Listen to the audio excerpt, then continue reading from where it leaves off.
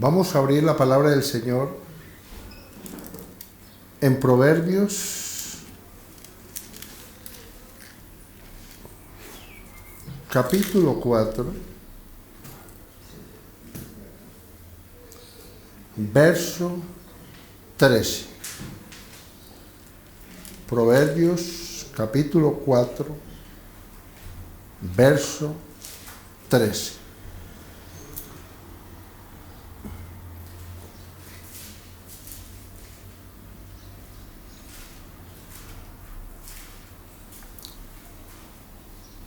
Siempre me gusta, cuando voy a escudriñar la Escritura, mirar varias versiones que dicen lo mismo. Y he traído la versión viviente porque me parece a mí que la pude entender muchísimo mejor. Entonces voy a leer Proverbios 4, verso 13 de la versión viviente. Aférrate a mis instrucciones y no las dejes ir. Atención, que esto es muy importante. Dios me habla a mí y a ti que hay unas instrucciones de parte de Dios y que esas instrucciones tienen que aferrarse dentro de nuestro ser interior, nuestro conocimiento y nuestro espíritu.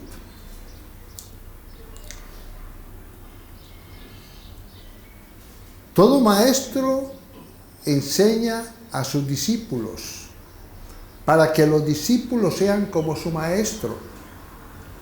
Si tú vas a una universidad a estudiar medicina, pienso yo que el que te va a dar las clases no es un ingeniero civil, ¿correcto? Te la da un médico. ¿Está claro? Cuando unos jóvenes van a un hospital nuevos, van a ser instruidos por un médico jefe, o un internista, o una persona que tiene mucha experiencia en esas cosas. Si van a operar, va a estar presente en una eminencia, por decir algo, y van a aprender de esa eminencia de médico. O sea que necesitamos tener instrucción, ¿correcto? Las instrucciones son un gran número de conocimientos, pero esos conocimientos tienen que ser buenos conocimientos. Para ser buen médico necesitamos tener un buen conocimiento, una buena enseñanza, para que cuando vamos a aplicar esos principios vemos que funcionan. ¿Estamos de acuerdo? Sí. Pues Dios habla de lo mismo sobre las enseñanzas de Dios que están aquí en la Biblia. Dios me habla a mí y me dice: aférrate a mis instrucciones y no las dejes ir. Dice, cuídalas bien, porque son la clave de la vida. ¿Maravilloso? Las instrucciones de Dios son la clave de la vida. ¿Qué es la clave de la vida cuando Dios habla? Que es la parte fundamental para vivir en esta vida en el poder de Dios. No hay otra forma, pero hay que seguir las instrucciones al pie de la letra. Tú no puedes manejar las cosas a tu manera, tú tienes que seguir un protocolo. ¿Estamos de acuerdo? Los protocolos existen precisamente para hacerlos al pie de la letra. Va un hombre conduciendo un submarino y pasó una situación X o Y y hay un protocolo que hay que seguir. No puede improvisar porque esa experiencia ya la vivió otro comandante y por eso fue escrito ese protocolo, porque funciona. ¿Estamos de acuerdo hasta ahí? La Biblia es igual. Tenemos que aferrarnos a la instrucción de la palabra con puntos y comas. Dice la Escritura claramente que no quitemos de la palabra ni una coma. O sea, está diciendo que nosotros no podemos ni añadir ni quitar de la palabra nada. Por eso he traído este mensaje que tiene como título: las instrucciones de Dios son la clave para esta vida. Lo saqué de este título. Pero quiero traer un mensaje a la iglesia como lo hizo Pablo. Pablo expresó claramente estas palabras. No tengo ese protocolo de seguir al pie de la letra las cosas, sino lo que siento dentro de mí que lo tengo que hacer. Esto es lo último que iba a decir. Dice claramente lo siguiente. Bendito sea el Señor.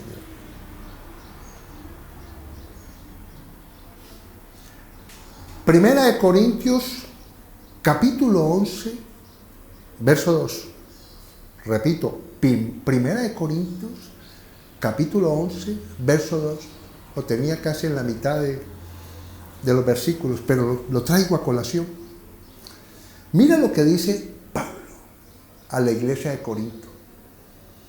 Os alabo, hermanos, porque en todo os acordáis de mí y retenéis las instrucciones tal como os las entregué. Qué maravilloso, ¿no? El pastor en ese tiempo llevó el mensaje a la iglesia inicialmente, y cuando él volvió se dio cuenta que estaban siguiendo las instrucciones como él se las entregó. La iglesia creció, la iglesia primitiva creció precisamente porque los hombres, los ancianos, los que servían, hicieron las cosas que dejaron los apóstoles. Tuvieron muchas dificultades. Hubo disensiones, hubo desacuerdos, pero se ciñeron a seguir al pie de la palabra de Dios y no tener nada contra nadie, sino seguir y seguir, y Dios se encargó de que la iglesia creciera. O sea que seguir las instrucciones de Dios siempre van a tener como resultado la voluntad de Dios, que es buena, agradable y perfecta. Pero tenemos que tener en cuenta que hay dos aspectos como cristianos que quiero traerles a ustedes esto, que es muy importante. El cristiano, cuando llega a la iglesia y conoce la palabra de Dios, muchas veces se puede equivocar. Atención, que esto es muy importante. ¿Por qué razón? Porque dice la Escritura en Romanos lo siguiente. Vamos a leerlo.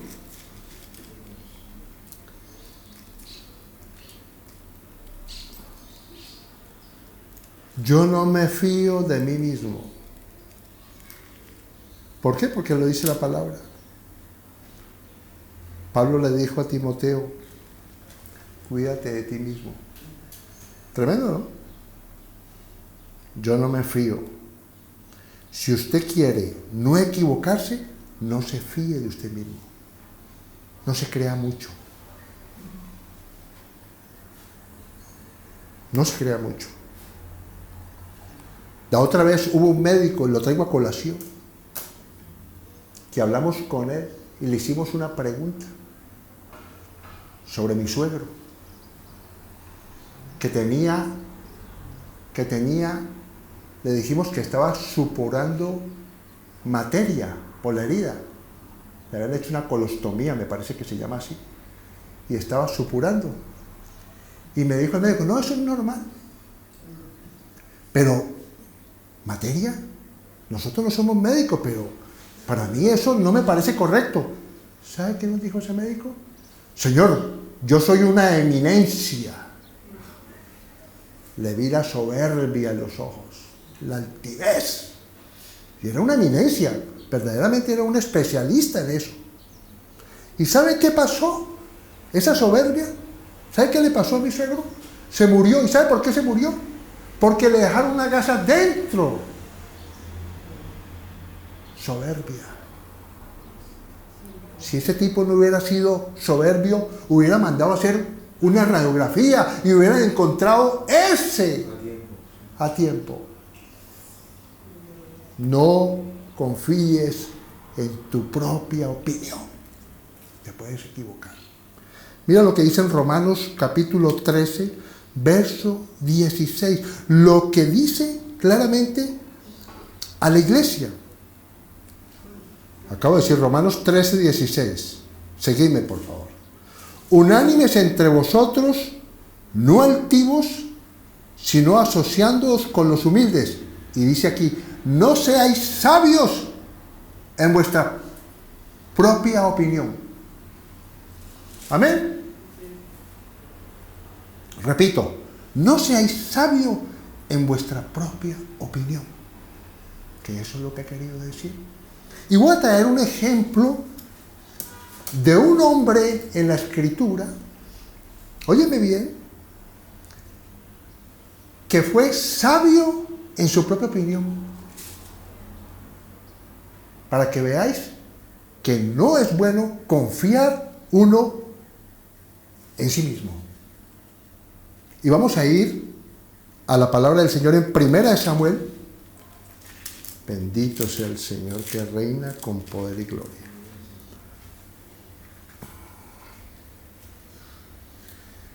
Un rey, Saúl, que fue un hombre ungido por un profeta. Y Dios estaba con Saúl. Y el pueblo se alegró de tener un rey. Y empezó a ganar victorias ese hombre para el pueblo israelita. Pero un día el profeta de Dios, el hombre de Dios, le dio un consejo. Y lo vamos a leer. Porque la palabra de Dios es muy clara. 1 Samuel capítulo 13, verso 8. El profeta le había dicho al rey, espérame 8 días. Ve allá, vas a ir a pelear contra los enemigos, pero espérame 8 días. Y mira lo que dice aquí, el verso 8. Y él esperó 7 días. No eran 8, eran 7. No importa el número, sino la profundidad de la palabra. Y él esperó 7 días conforme al plazo que Samuel, el profeta, le había dicho. Pero Samuel no venía a Gilgal y el pueblo se le desertaba. Mira, él empezó a ver que el profeta no llegaba y empezó a ver que el pueblo estaba desertando. Le dio miedo, ¿sí o no? Que se estaba quedando sin ejército. O sea, está viendo con sus propios ojos que algo no está funcionando. Y por consiguiente, yo soy el rey, y tengo que tomar medidas porque yo quiero vencer a mi enemigo. Fue sabio en su propia opinión. Estoy pensando lo que creo yo que pensaba Saúl. Y mira lo que dice aquí.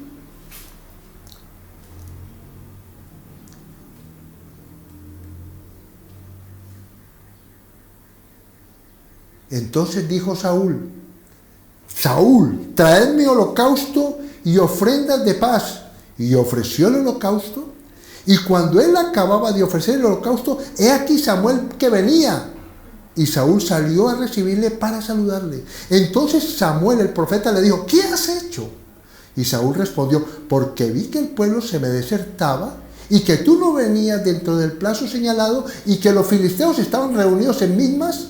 Me dije, ahora descenderán los filisteos contra mí a Gilgal, y yo no he implorado el favor del Señor. Me esforcé pues y ofrecí holocaustos. Tremendo, ¿no? Él en su propia sabiduría creyó que él haciendo el holocausto estaba haciendo un esfuerzo que iba a agradar a Dios. Porque él sabía muy bien, y el pueblo y los reyes sabían, que cuando ellos iban a la batalla, primeramente hacían holocaustos. O sea, oraban a Dios. hacían sacrificios a Dios. Y mira cómo ese hombre en su propia sabiduría cometió un error. Parece que era la derecha, ¿sí o no?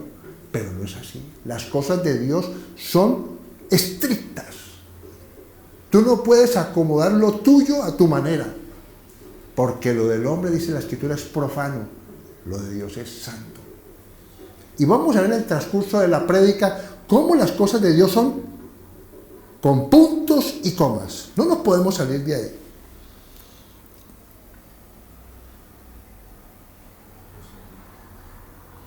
12. Me dije, ahora descenderán los filisteos contra mí a Gilgal, y yo le imploré el favor del Señor. Me esforcé pues y ofrecí holocausto. Entonces Samuel dijo a Saúl, locamente has hecho. No guardaste el mandamiento del Señor, tu Dios, que Él te había ordenado, pues ahora el Señor hubiera confirmado tu reino sobre Israel para siempre. Tremendo, ¿no? Si Él hubiera obedecido al profeta de Dios, al hombre de Dios, Saúl hubiera seguido reinando para siempre sobre el pueblo de Israel. Pero ese error parece pequeño. Mira lo que pasó el 14. Mas ahora tu reino no será duradero. El Señor se ha buscado un varón conforme a su corazón, al cual el Señor ha designado para que sea príncipe sobre su pueblo, por cuanto tú no has guardado lo que el Señor te mandó. Mira que dice, no lo que yo dije. El profeta humilde no está diciendo, yo te dije. No, lo que Dios te dijo que hicieras. Y tú no fuiste obediente. Entonces tenemos que tener mucho cuidado con nosotros mismos. Nosotros podemos tener una buena intención para hacer algo, pero necesitamos la aprobación de Dios para todo. Tú tienes que poner delante de Dios tu camino. No creerte sabio en tu propia opinión. Dios está de acuerdo con la sabiduría, pero tiene que ser aprobada por Dios para que esa bendición cumpla el propósito. Bueno, estamos hablando aquí de un hombre que falló. Ahora vamos a hablar de otro tremendo, porque este hombre lógicamente perdió su reinado. Y eso no va a ocurrir en nosotros. ¿Ya? Somos príncipes del pueblo de Dios. Somos hijos de Dios. Y Dios nos ha llamado a reinar. Somos reyes y sacerdotes, dice el Señor. Pero también quiero traer algo muy importante, que es la parte 2.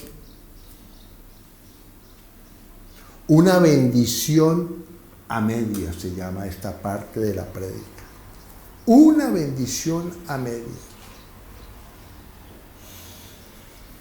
Dios nos quiere bendecir en todas las cosas. Y hay cosas que vemos que están como frenadas, como un freno, como que Dios me ha bendecido en esto, y en esto también, y tengo esto, y voy bien, pero hay algo que no encaja perfectamente. ¿Y sabe qué es? Una bendición a medias.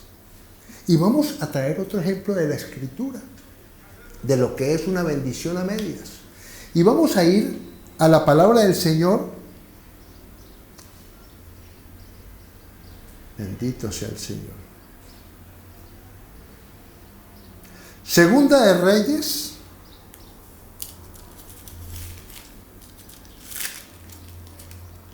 bendito sea el Señor. Capítulo 13.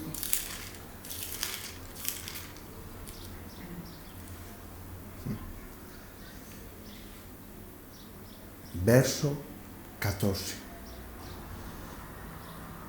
De esto estuvimos hablando, de este primer versículo, el viernes que fue el culto de oración, porque me llamó la atención de esto. Verso 14. Estaba Eliseo enfermo de la enfermedad de que murió. Tremendo eso, ¿no? Estuvimos meditando la palabra sobre eso, llevé ese mensaje.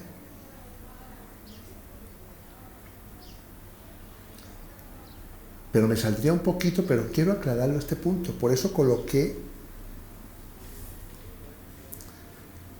en injertados esta palabra a través de eso que leí. Segunda de Pedro 1:2, no lo leáis. Gracia y paz os sean multiplicadas en el conocimiento de Dios y de nuestro Señor Jesús. ¡Qué maravilloso! Cuando tú conoces a Dios a través de la palabra de Dios, no te equivocas. Si tienes un conocimiento, si eres maduro espiritualmente, porque dice que el bocado grueso, bocado sólido, solamente es para aquellos los que han alcanzado madurez. Un bebé no toma sino leche, pero los maduros deben comer bocado sólido. Y bocado sólido es aquel que nuestra humanidad no acepta. O sea, lo comemos cuando somos maduros espiritualmente. Y aquí vemos que la Escritura me alumbró. ¿Cómo que un hombre de Dios, Eliseo, que resucitaba muertos, que cuando él murió, cayó un muerto en la fosa de él? Y dice la Escritura que era tanta la unción de Eliseo que resucitó, dice la Escritura. ¿Y cómo es posible que un hombre tan ungido se muera de una enfermedad? Porque a veces oramos por personas y no se sanan. Tremendo eso, ¿no? Hay personas que no se sanan. Y empiezan las críticas. Mira, eso es puro... Yo he escuchado críticas. ¿Sí o no? He escuchado burlas. Pero no voy a entrar en esos detalles. Y me encontré también, que ahora no recuerdo, en el Nuevo Testamento, que Pablo andaba con un siervo que le ayudó en todas las cosas, y dice la Escritura, que no recuerdo dónde está, el que quiera que se lo consiga, más tarde se lo... Dice claramente que Pablo dejó a ese compañero enfermo. Tremendo eso, ¿no? Que lo dejó enfermo y se fue. Pablo, el ungido, el que ponía en manos sobre los enfermos. O sea que hay un misterio en esas cosas que tienen que ver con la sanidad. Pero no, eso te permite a entender que tú tienes que seguir orando por los enfermos. No puedes aceptar críticas, pero no me quiero salir de tema porque me salió un poquito. Sigamos. Y descendió a él Joás, que era el rey de Israel en ese tiempo. Y llorando delante de él, porque lo vio enfermo, porque los profetas eran muy queridos para Israel, ya los amaban, Padre mío, tanto así que Pablo le decía a la iglesia, hijitos míos, porque el pastor de esa iglesia era un padre espiritual, y veía a la comunidad como hijitos. ¿Hijitos qué? Espirituales, ¿ya? Con un mismo pensamiento, porque lo que quiere el padre es que sus hijos anden por un camino correcto, ¿sí o no? Y el padre conoce la vida y no quiere que sus hijos se equivoquen, pero si el hijo no hace caso a lo que dice el padre, es complicada la cosa. Mira lo que dice aquí. Y llorando delante de él, dijo, Padre mío, mira la honra que tenía un profeta en ese tiempo. Padre mío, un rey, carro de Israel y su gente a caballo. Estaba reconociendo que con ese profeta Dios estaba con él, los ejércitos de Dios estaban con él. Mira, y le dijo Eliseo, toma un arco, y unas saetas tomó él, entonces un arco y unas saetas, repito, que lo he leído mal. Y le dijo Eliseo, toma un arco y unas saetas. Tomó él entonces un arco y unas saetas. ¿Está haciéndole caso al profeta? Luego dijo Eliseo al rey de Israel, pon tu mano sobre el arco. Y puso él su mano sobre el arco. Entonces puso Eliseo sus manos sobre las manos del rey. Y dijo, abre la ventana que da al oriente. Y cuando él la abrió, dijo Eliseo, tira la flecha. Atención que esto es un mensaje poderoso. Y tirando él, dijo Eliseo, saeta de salvación del Señor. Y saeta de salvación contra Siria, que era el enemigo de Israel en esa época. Porque herirás a los sirios en Afet hasta consumirlos. Tremendo, ¿no? El profeta de Dios dio una instrucción para que se hiciera. Y oró por esa instrucción. Porque Dios estaba con el profeta. Lanzó la flecha y declaró la palabra. Esa flecha no tenía ningún poder si no era lanzada por el profeta, la palabra profética de parte de Dios para que se cumpliera algo sobrenatural, que era derrotar a los enemigos del pueblo israelita. Amén. Atención que esto es clave, no se vayan a distraer, porque esta parte es clave.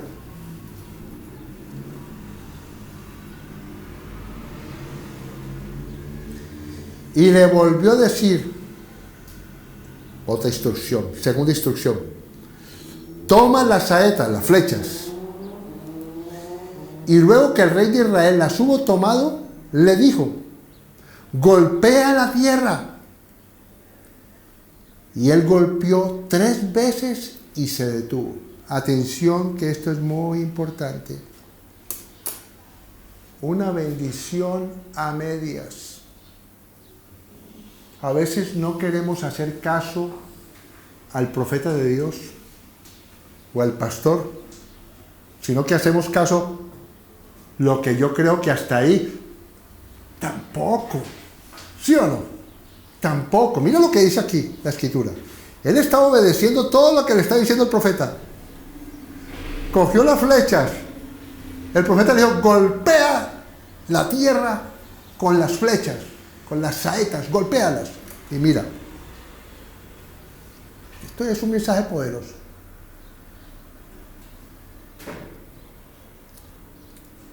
Y él golpeó 3 veces y se detuvo. Entonces el varón de Dios, enojado contra él, tremendo eso. ¿Por qué se enojó el profeta? Los profetas se enojaban y hablaban fuerte, pero no lo hacía para decir, no me obedeciste, aquel que mando soy yo. No lo hizo. ¿Sabe por qué se enojó? Por lo que va a decir ahora el profeta. Porque él sabía lo que significaba haber golpeado 3 veces la tierra. O sea, le dolió al profeta y se molestó por lo siguiente. Atención que esto es importante, esto hay que entenderlo espiritualmente, porque esto va a aplicarlo a nuestra vida.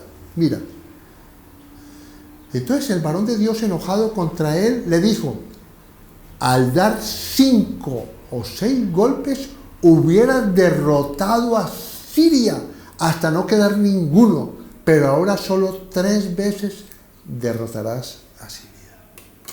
Una bendición a medias. Pero mira, por no haber hecho caso al hombre de Dios, al profeta de Dios, ¿sí me entiende? No lo que yo pensaba, sino la instrucción completa que le dijo el profeta. Si tú hubieras golpeado 5, hubieras destruido a ese enemigo completamente. Por consiguiente vas a recibir una bendición a medias.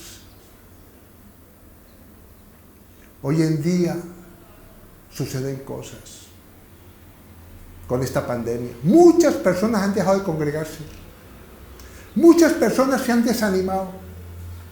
Y muchas personas que servían al Señor, óyeme bien, como ministro del Señor, se han apartado de las iglesias, creyendo que como tienen dones y talentos, lo pueden hacer solo. Y están pasando situaciones difíciles por salirse de la cobertura espiritual.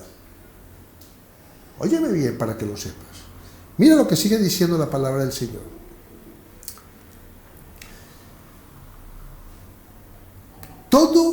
tiene que ver con instrucciones. Pues me puedes decir, no, pero esa es la instrucción del profeta. Pero entonces, ¿por qué los apóstoles siguieron las instrucciones de Jesús y salieron en victoria? ¿Por qué? Mira lo que dice aquí.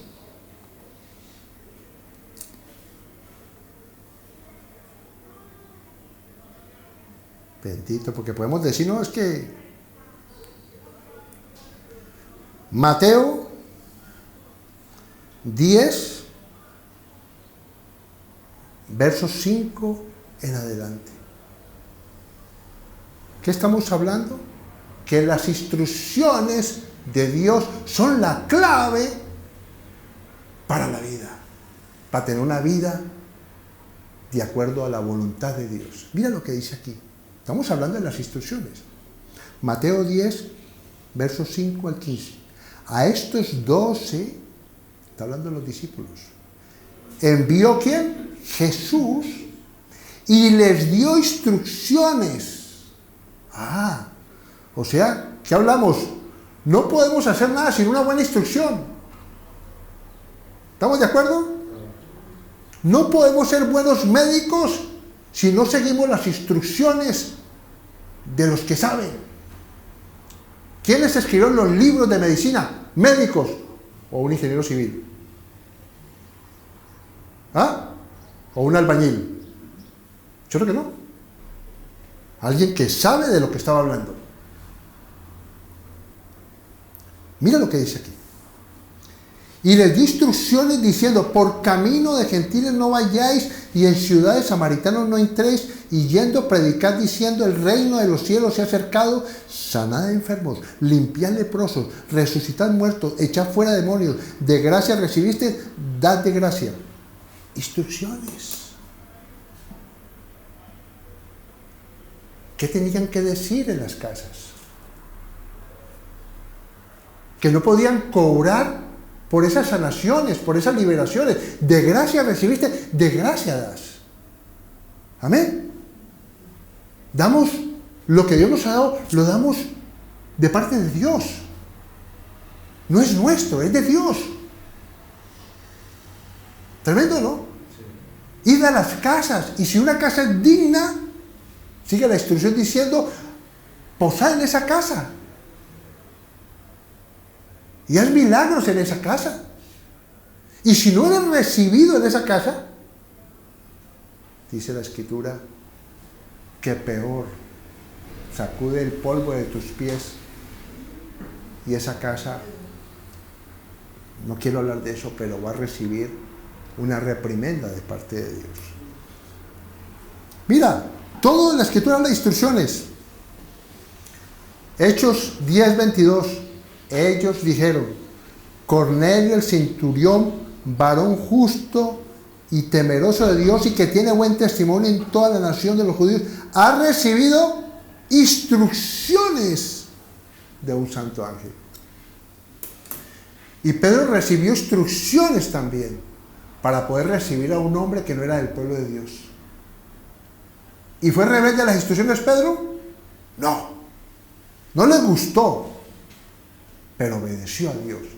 Muchas veces la instrucción no nos gusta. Hay instrucciones que no nos gustan. Hay cosas que no nos gustan. Pero no nos gustan es porque nuestro carácter se opone a seguir esa instrucción. ¿Estamos de acuerdo? ¿Están atentos? No se nos duerman. Y resulta que esas instrucciones que no nos gustan, tenemos que entender que si conocen la palabra de Dios, dice que la carne, o sea, nuestro yo, se opone a las cosas espirituales. Tremendo, ¿no? Hay algo dentro de nosotros que dice la Escritura que se opone a hacer la voluntad de Dios. Muy fuerte eso.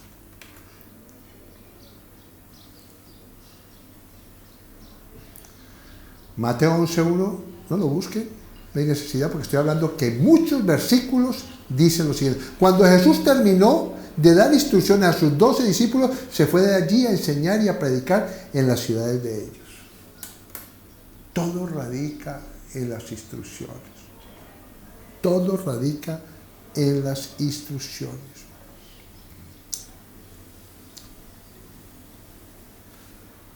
Proverbios 4. Bendito sea el Señor. Gloria a ti, Señor. Las instrucciones de Dios son la clave para esta vida. Proverbios 4:13. Termino con esto.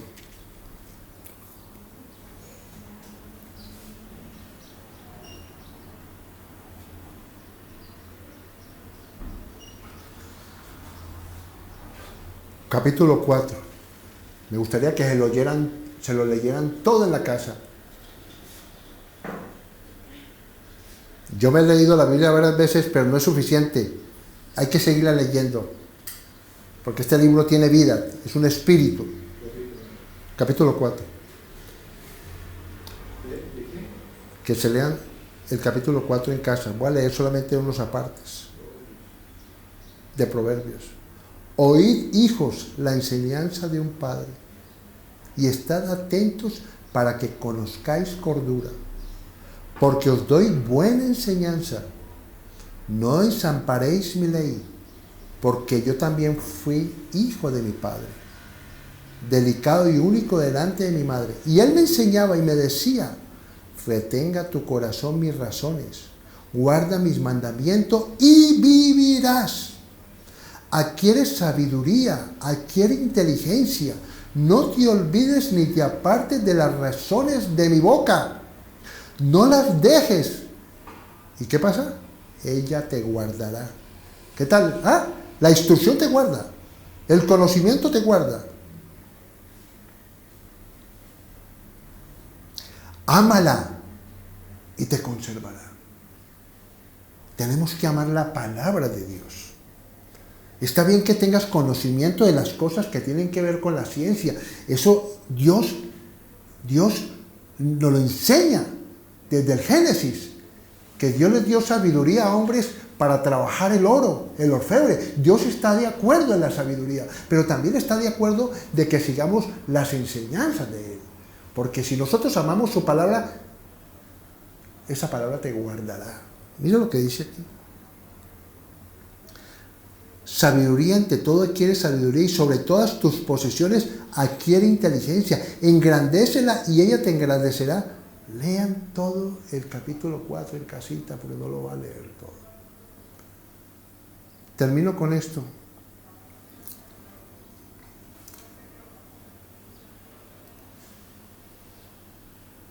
Dios ha puesto su palabra.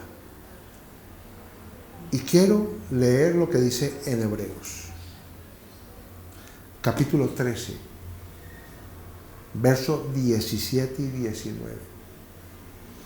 Y hay muchas partes de la Escritura que habla precisamente de estos hombres que sirven al Señor, que no son asalariados. Mira lo que dice aquí. Hebreos 13, 17 y 19.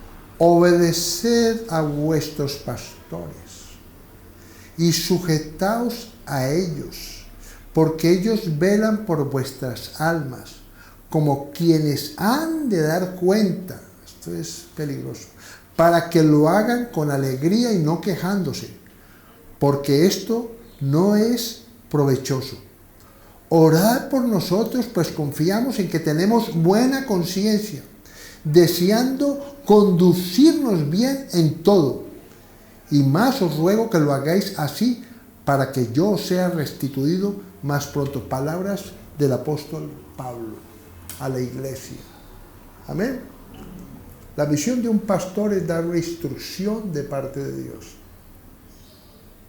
No se obliga a nadie a seguir las instrucciones.